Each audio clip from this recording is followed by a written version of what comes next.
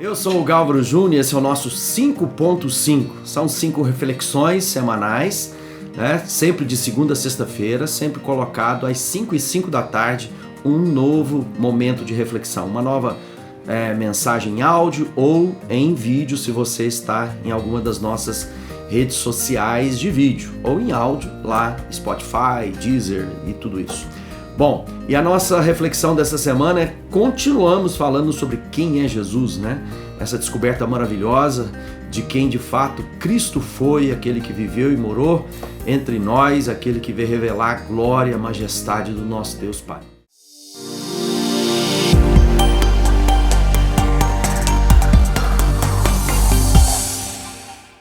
Nós seguimos aquele pensamento, né, ou aquela pergunta que Jesus faz aos discípulos, né, sobre quem as pessoas diziam que ele era, né? Jesus começa a arguir, né, os seus discípulos a respeito do que era o pensamento corrente, né, aquilo que estava sendo dito em torno da figura dele. Pensa bem, Jesus era uma pessoa que estava revolucionando os seus dias, operação de milagres, prodígios, maravilhas, ensino como nenhum outro.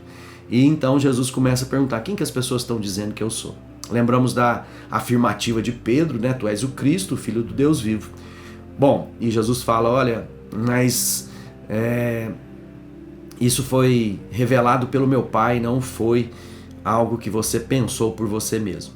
O Evangelho de Lucas, então, vem trazer uma resposta para nós. O Evangelho de Lucas fixa a mensagem de que Jesus é o Filho do homem, aquele que é nascido de mulher, aquele que viveu entre nós, 100% homem, para identificar com as nossas dores e com as nossas angústias.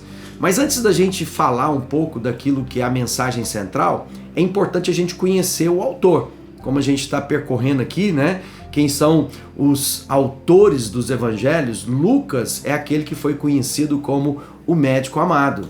Lucas é o único escritor das escrituras sagradas, da Bíblia, não judeu, né? Ele era um médico muito próximo do apóstolo Paulo, do apóstolo Pedro, e ele escreveu seu evangelho ali em torno dos anos 60 até os anos 70, por ali, onde está mais certo, né, pelos os estudiosos dos nossos dias, né?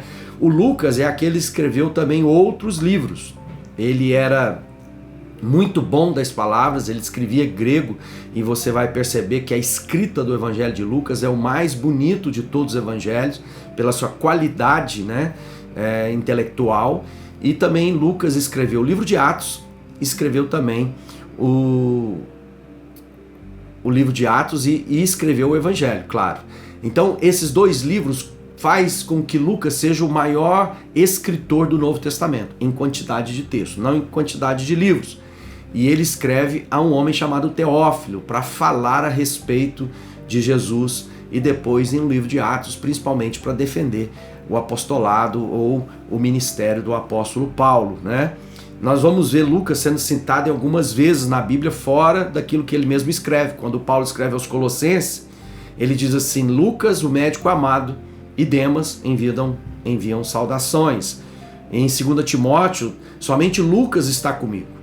Em Filemon, ele diz, né, meu companheiro Epáfras, meu companheiro de previsão, por causa de Cristo Jesus, envia-lhes saudações, assim como Marcos, Aristarco, Demas e Lucas, cooperadores. Ou seja, ele é o grande cooperador do apóstolo Paulo em suas viagens. Ele tinha uma educação sofisticada, né?